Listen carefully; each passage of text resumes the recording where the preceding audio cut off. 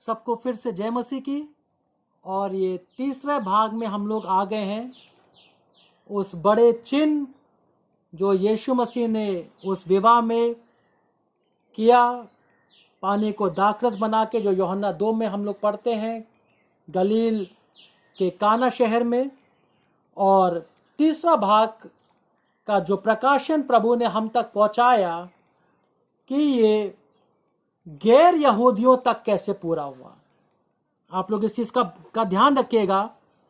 ये जो चिन्ह हुआ पहला, ये यहूदियों के बीच में हुआ, जो पहला प्रकाशन था।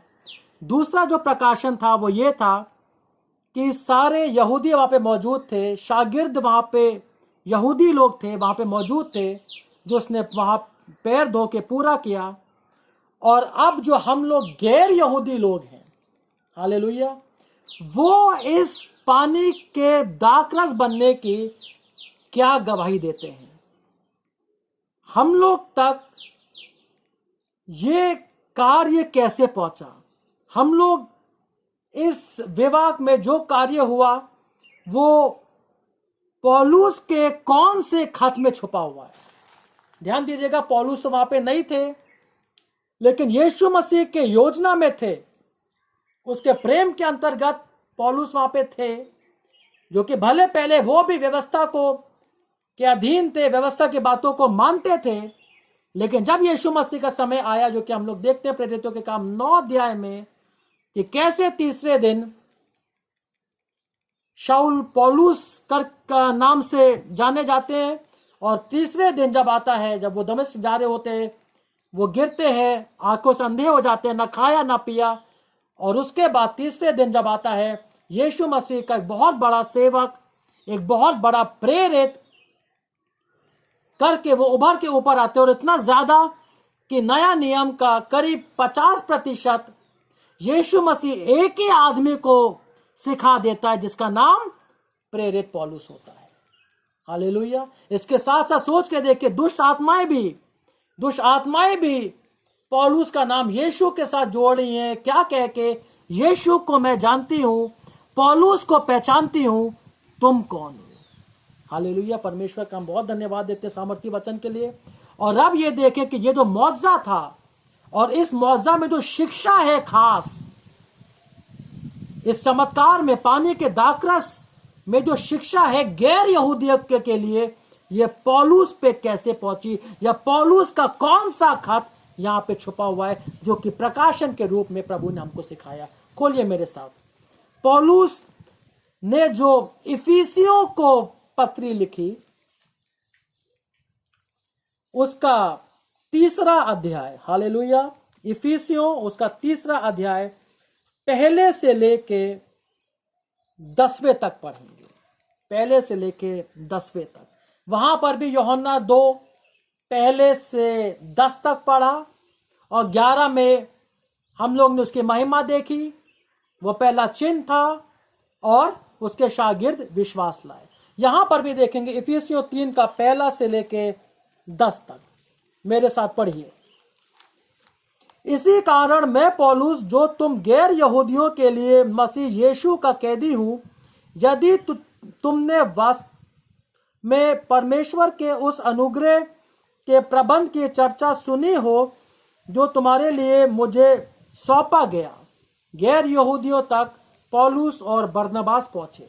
खासकर ये लोग पहले पहुंचे, उसके बाद भी काफी शागिर्द आए होंगे, लेकिन सबसे पहले प्रभु यीशु मसीह ने अपने 2 प्रेरितों को चुना, बरनबास और पौलुस को। और बरनबास का तो जिक्र इतना ज्यादा वचन में नहीं है जितना पौलुस की चिट्ठियां का है।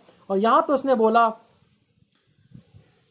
जो तुम्हारे लिए सौंपा गया, अर्थात वो रहस्य, सब लोग बहुत ध्यान से सुनिए, वो रहस्य जो मुझ पर प्रकाशन के द्वारा प्रकट किया गया, जैसा मैं पहले ही संक्षेप में लिख चुका हूं, जिसे पढ़कर तुम जान सकते हो कि मैं मसीह के रहस्य को, ये सब राज की बातें हैं। जब तक यीशु मसीह अपने ज्ञान का भंडार प्रकाशन के द्वारा या दर्शन के द्वारा ना समझाए, हम लोग कभी भी नहीं समझ पाएंगे। हालेलुया। उन्होंने पौलुस को सिखाया अपने बड़े प्रकाशन में, जैसे कि मैं लिख चुका हूं, जिसे पढ़कर तुम जान सकते हो कि मैं मसीह के रहस्य को कहां तक समझता हूं, जो पिछली पीढ़ियों में मानव जाति को ऐसा नहीं बताया गया, जैसा कि अब उसके पवित्र प्रेरितों और भविष्यद्वक्ताओं पर पवित्र आत्मा के द्वारा प्रकट किया गया है। पवित्र आत्मा के द्वारा सारी बड़ी बड़ी बातें, रहस्य की बातें जो कि यीशु मसीह में थी, उसने अपने पवित्र प्रेरितों और भविष्यद्वक्ताओं पर नाजिल किया या उंडेला या प्रकट किया। तात्पर्य यह है कि मसीह यीशु के द्वारा अब गैर यहूदी भी एक ही देह के अंग और सह उत्तराधिकारी तथा प्रतिज्ञा के सहभागी हैं। हालेलुया। सारे जो प्रतिज्ञा है वो अब हम लोग पे भी उतर चुकी है, खासकर प्रतिज्ञा जो यीशु मसीह ने कहा था पवित्र आत्मा के विषय में, जो उसने प्रेरितों के काम 1 अध्याय के 4 और फिर उसके बाद 8 में बोला कि जब पवित्र आत्मा आएगा तो तुम सामर्थ पाओगे। हालेलुया। तुम सामर्थ पाओगे और तुम मेरे गवाह पूरे यरूशलेम में और यहूदिया में और समरिया में और उसके साथ साथ पृथ्वी के छोर छोर पर हो जाओगे।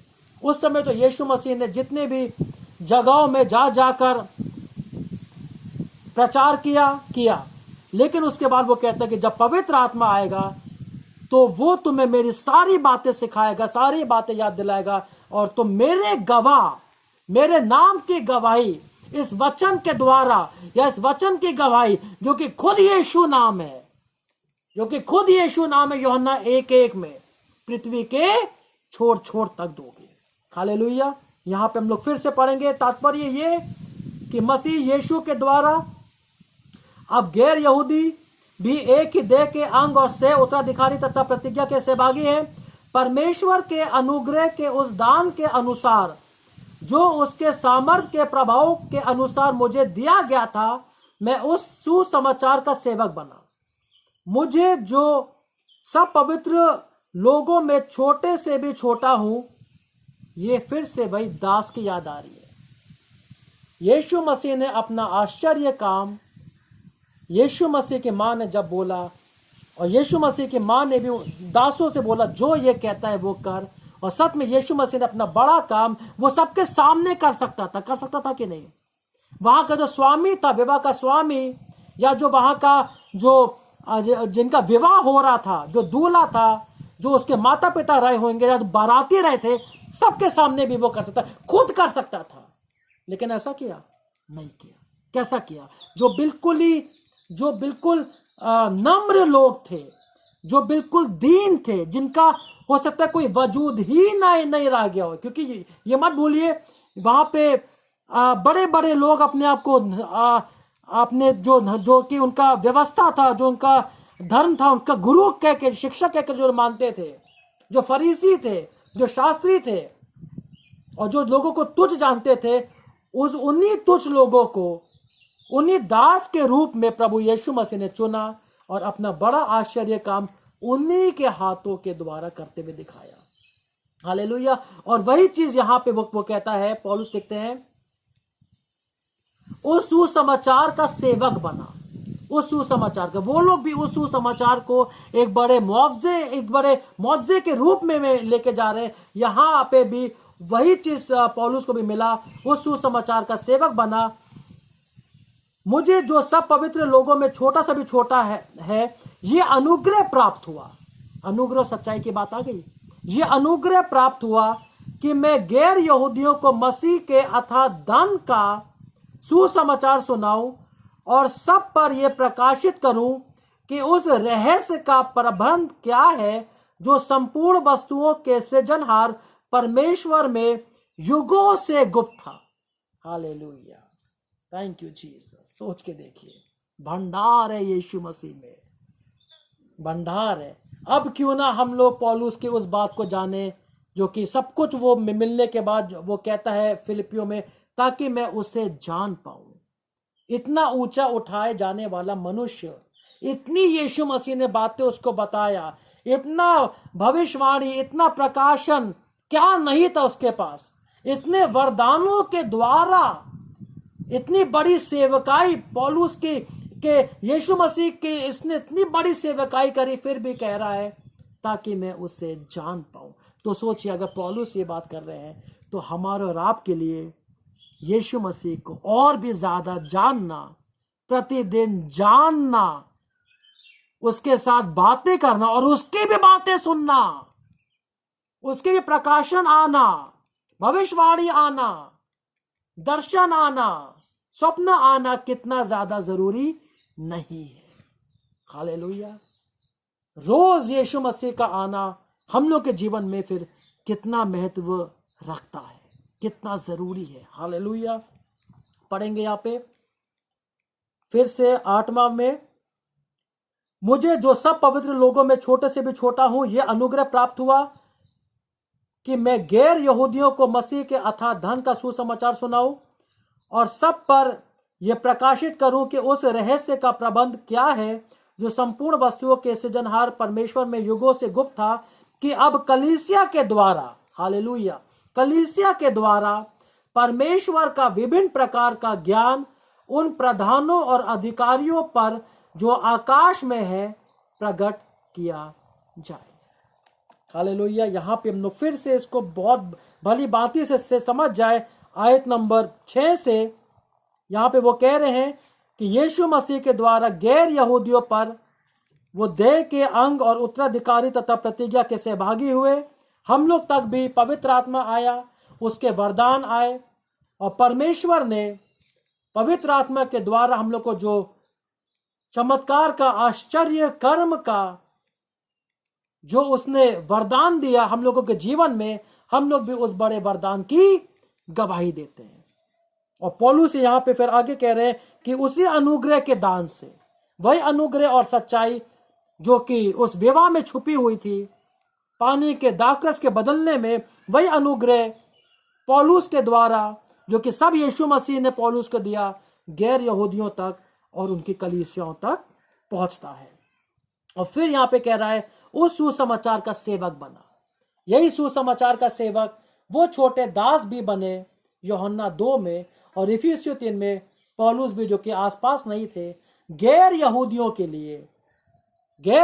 के लिए वो उसके सेवक बने, ताकि 9 में हम लोग देखें, सब पर यह प्रकाशित हुआ कि उस रहस्य का प्रबंध क्या है जो संपूर्ण वस्तुओं के सृजनहार परमेश्वर में युगों से गुप्त था। कोई समझ नहीं सकता था।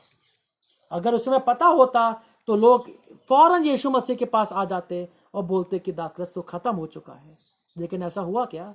ऐसा नहीं हुआ, क्योंकि ये एक रहस्यमय बात थी जो कि खुदा ने अपने समय पर प्रेरितों और भविष्यद्वक्ताओं के द्वारा कलीसिया पर बहुतायत के साथ इस रहस्य को अब खोल दिया है। हालेलुया। एक आयत और याद आ रही है, रोमियो 11 का 33, 34, 35। जब आप पढ़ेंगे वहां पे पौलुस खुद कह रहे हैं, आप लोग अभी पढ़ भी लीजिए, रोमियो का 11 उसका 33 में जब देखेंगे, 33 से लेके 36 तक कहता है, आहा परमेश्वर की बुद्धि और उसके ज्ञान का धन। सोचिए, बुद्धि और ज्ञान दोनों के बात यहाँ पे प्रेरित पौलुस लिख रहे हैं। परमेश्वर की बुद्धि और उसके ज्ञान का धन कितना अगाध है, हम लोग कभी नहीं समझ सकते। उसके विचार कैसे रहस्यमय और उसके मार्ग कैसे अगम्य है, क्योंकि प्रभु के मन को किसने जाना है। हालेलुया, कितना सुंदर है ये वचन ना। प्रभु के मन को किसने जाना है, अथवा उसका परामर्शदाता कौन हुआ, अथवा किसने उसे सर्वप्रथम कुछ दिया है जो उसे लौटा दिया जाए, क्योंकि उसी की ओर से, उसी के द्वारा और उसी के लिए सब कुछ है। उसी की महिमा युगानुयुग होती रहे, आमीन।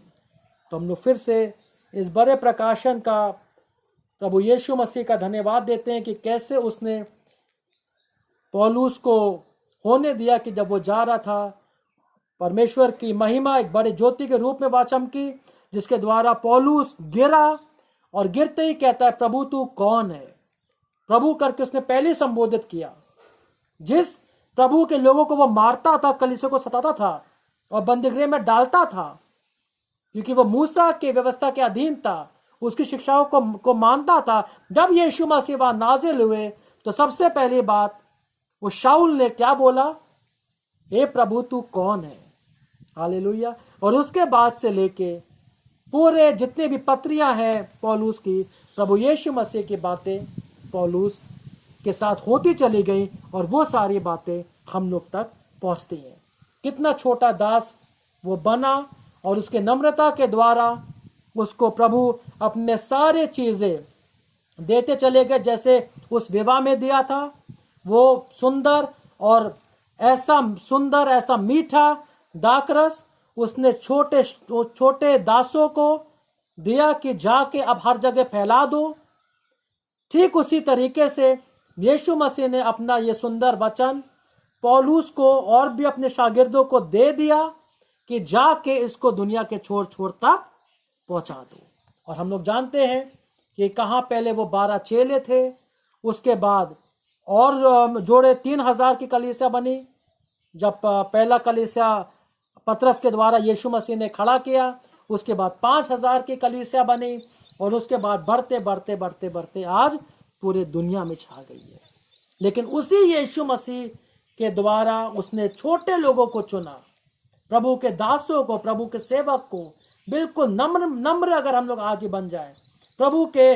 जैसे कि एक वचन याद आ रहा है, याकूब के 4:10 में कहते हैं याकूब कि परमेश्वर के सामने बिल्कुल अधीन हो जाओ तो वो भी तुम्हें शिरोमणि बनाएगा। हालेलुया। जब ये लोग लेके दाखरस लेके जब पहुंचे होंगे, जब स्वामी को दिया, स्वामी को नहीं पता था कहाँ से आया था, दासों को पता था, तो स्वामी ने क्या किया कि जो दूल्हा है उसको बुलाया कि सब लोग तो अच्छी चीजें पहले दे देते हैं, तुमने अभी तक ये छुपा के रखा था। इतना सुंदर, इतना मीठा दाखरस या इतना सुंदर, इतना मीठा वचन अभी तक नाजिल होने के लिए रुका था। पहले सब लोग उसी व्यवस्था पे चल रहे थे जिसके द्वारा पाप नहीं माफ हो पा रहे थे और हम लोग मृत्यु के स्वाद को चख रहे थे। यीशु मसीह के आ जाने के बाद और उसके अनुग्रह और सच्चाई के द्वारा, उस बलिदान के द्वारा, उस लहू के द्वारा हमारे पाप माफ हो गए हैं। और ये जो पत्रियां हम लोग पढ़ते हैं, हम लोगों को केवल यीशु के नाम पर विश्वास करना है जिसके द्वारा हम उद्धार पाते हैं। प्रभु अपने वचन में इस अंतिम दिनों में आप लोग सबको बना के रखे। छोटा बनना बहुत ज़रूरी है। प्रभु के पास अगर आना है, अगर हम चाहते हैं कि प्रभु हम लोगों में काम करे और हमारे द्वारा प्रभु के बड़े बड़े काम पहले हम लोग चखे और उसके बाद हम लोग दुनिया में आगे लेके जाए, तो बिल्कुल छोटा बनना बहुत ज़रूरी है, क्योंकि प्रभु जो है छोटे लोगों को चुनता है। एक और आयत बोलकर हम ख़त्म करेंगे। आप लोग मेरे साथ खोल सकते हैं पौलुस का एक और खत, कुरिन्थियों के नाम, पहला कुरिन्थियों खोलेंगे, पहला कुरिन्थियों उसका पहला अध्याय और 18 पढ़ेंगे। क्योंकि क्रूस की कथा नाश होने वालों के लिए मूर्खता है। जो लोग नाश हो रहे, जो अभी भी यीशु मसीह पे विश्वास नहीं ला रहे हैं, जो अभी भी उसके लहू के द्वारा पापों की माफी पर विश्वास नहीं ला रहे हैं और भी किन्हीं बातों पे मन लगाए हुए हैं, तो प्लीज आप लोग सब जान के रखिए, उद्धार उनका फिर है ही नहीं। अगर उन्होंने अपने पापों के अंगीकार नहीं किया, यीशु मसीह के ही केवल एकमात्र नाम है जिसके द्वारा उद्धार मिलता है, वो यीशु नाम। अगर अभी भी उन्होंने उस बलिदान को तुच्छ जाना, मजाक उड़ाया, यीशु मसीह के कीमती लहू को बड़े हल्के में ले लिया, तो जान के रखिए ऐसों का फिर हमारे साथ कोई मेल है ही नहीं। पढ़िए आगे। क्योंकि क्रूस की कथा नाश होने वालों के लिए मूर्खता है, परंतु हम उद्धार पाने वालों के लिए परमेश्वर की सामर्थ है। हालेलुया। क्योंकि लिखा है, मैं ज्ञानियों के ज्ञान को नाश करूंगा और बुद्धिमानों की बुद्धि को व्यर्थ कर दूंगा। कहाँ रहा ज्ञानी, कहाँ रहा शास्त्री, और कहाँ रहा इस युग का विवादी? क्या परमेश्वर ने इस संसार के ज्ञान को मूर्खता नहीं ठहराया? Hallelujah, thank you Jesus. परमेश्वर तेरा धन्यवाद हो। परमेश्वर साफ कह रहा है, तो उसने इस ज्ञान को, संसार के ज्ञान को, बड़े बड़े रिसर्च को, जो लोग खोज रहे हैं परमेश्वर कौन है, और जो लोग अभी भी नास्तिक है, जो लोग परमेश्वर पे नहीं विश्वास करते हैं, वचन बताता है भजन संहिता 14:1 में और 53:1 में, वो लोग मूर्ख हैं जो कहते हैं परमेश्वर नहीं है, जो कहते हैं परमेश्वर है ही नहीं। वो लोग, परमेश्वर खुद कहता है तुम कितने बड़े मूर्ख हो। हालेलुया। यहाँ पे कहता है संसार के ज्ञान को मूर्खता में ठहराया है, क्योंकि जब परमेश्वर के ज्ञान के अनुसार ये संसार अपने ज्ञान से परमेश्वर को न जान सका, तो परमेश्वर को भी अच्छा लगा कि इस प्रचार की मूर्खता के द्वारा विश्वास करने वालों का उद्धार करे। ये बहुत ही जबरदस्त आयतें हैं, बहुत ही सुंदरता से भरी हुई आयतें हैं, बहुत ही मीठी आयतें हैं ये, जो कि सच में यीशु मसीह ने पौलुस को सिखाया। फिर से पढ़ेंगे, क्योंकि जब परमेश्वर के ज्ञान के अनुसार, मुझे बहुत आनंद आता है, मैं अपनी बात बता रहा हूँ गवाही के रूप में, जब मैं प्रेरितों के खत पढ़ता हूँ तो मुझे लगता है कि मैं खूब नाचूं, मुझे लगता है मैं खूब गाऊं, खूब रोऊं, खूब खुशी मनाऊं। क्योंकि ये इसलिए हुआ क्योंकि जब मेरा एनकाउंटर यीशु मसीह के साथ हुआ, तो यीशु मसीह ने जो प्रेरितों की जो पत्रियां हैं, खासकर जो पौलुस ने लिखी हैं, मेरे ऊपर भरपूरी के साथ उंडेली उस सुबह 3:15 बजे। मैं कभी बताऊंगा, अभी समय नहीं है, कि क्या मेरा एनकाउंटर था यीशु मसीह के साथ। और सच बात है, हम लोग वैसे परमेश्वर के वचन को समझना तो बहुत दूर की बात है, इसको पढ़ भी नहीं सकते हैं। पढ़ेंगे तो कुछ समझ में नहीं आएगा, बंद कर देंगे। मत्ती, मरकुस, लूका, यूहन्ना तक तो फिर भी आप पढ़ लोगे, लेकिन जब प्रेरितों के खत की बात आती है, दिमाग काम नहीं करता है। हालेलुया। दिमाग अगर मेरा काम करता होता, भले मैं डॉक्टर हूं, मैं रोमियो से लेके फिलेमोन तक मैं रट चुका होता, और मैं कलीसिया को मैं समझा रहा होता। पहला पत्रस, दूसरा पत्रस, याकूब, यूहन्ना की सारे पत्री मैं समझ चुका होता, मैं इसका भंडार, मैं इसका भेद मैं जान चुका होता, और मैं समझा रहा होता। लेकिन ऐसा कुछ नहीं हुआ, जब तक कि वो तीसरा दिन मेरे जीवन में नहीं आया, मेरा एनकाउंटर हुआ। और तब यीशु मसीह ने अपने बड़े अनुग्रह में उसकी जो चिट्ठियां हैं, जो खुद यीशु की चिट्ठियां हैं, हमारे ऊपर भरपूरी के साथ उंडेली। और अब जब वो चिट्ठियों को मैं पढ़ता हूं, मैं अपना जीवन इसमें देखता हूं, जिसके द्वारा मैं खुश नहीं हूं तो क्या हूं, नाचो नहीं तो क्या करूं। मैं रोज और रोज यीशु मसीह के उस आनंद को, उस विजय को मैं सेलिब्रेट करता हूं। फिर से पढ़िए 1:21। क्योंकि जब परमेश्वर के ज्ञान के अनुसार यह संसार अपने ज्ञान से परमेश्वर को न जान सका, तो परमेश्वर को यह अच्छा लगा कि इस प्रचार की मूर्खता के द्वारा विश्वास करने वालों का उद्धार करे। क्योंकि यहूदी चिन्ह मांगते हैं और यूनानी ज्ञान की खोज में रहते हैं, परंतु हम तो क्रूस पर चढ़ाए गए हालेलुया, हम तो क्रूस पर चढ़ाए गए मसीह का प्रचार करते हैं। हालेलुया, कितना सुंदर है हमारा यीशु मसीह। और आगे लिखा है, जो यहूदियों की दृष्टि में ठोकर का कारण और गैर यहूदियों के लिए मूर्खता है, परंतु उनके लिए जो, सुनिएगा बहुत ध्यान से, आप लोग भी इसमें शामिल हैं। हालेलुया। परंतु हम तो क्रूस पर चढ़ाए गए मसीह का प्रचार करते हैं, जो यहूदियों की दृष्टि में ठोकर का कारण और गैर यहूदियों के लिए मूर्खता है, परंतु उनके लिए जो बुलाए हुए हैं, चाहे वो यहूदी हो जो काना के शहर में शादी के समय पर हुआ, चाहे यूनानी हो जो कि प्रेरितों के द्वारा हुआ, मसीह परमेश्वर का सामर्थ, पहली चीज, मसीह परमेश्वर का सामर्थ और परमेश्वर का ज्ञान है। हालेलुया।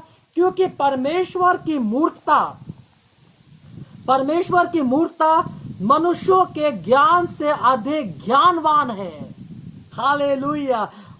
हम लोग सबसे अमीर हैं, हम लोग सबसे बुद्धिमान हैं, क्योंकि परमेश्वर के अनुग्रह में परमेश्वर ने अपनी बुद्धि हम लोगों पे नाजिल कर दी, जिसके द्वारा हम लोग बुद्धिमान हो गए। डॉक्टर, इंजीनियर, आईएएस से कोई फर्क ही नहीं पड़ता है।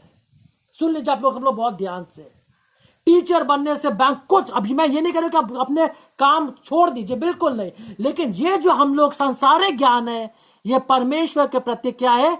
जीरो है, मूर्खता है। जो हम लोग सोच रहे थे कि हम लोग अपने अपने चीजों को लेके उद्धार के रास्ते पे चलने की कोशिश कर रहे थे, जो कि सांसारिक ज्ञान है, वो सब परमेश्वर उसको बिल्कुल मूर्खता बता रहा है।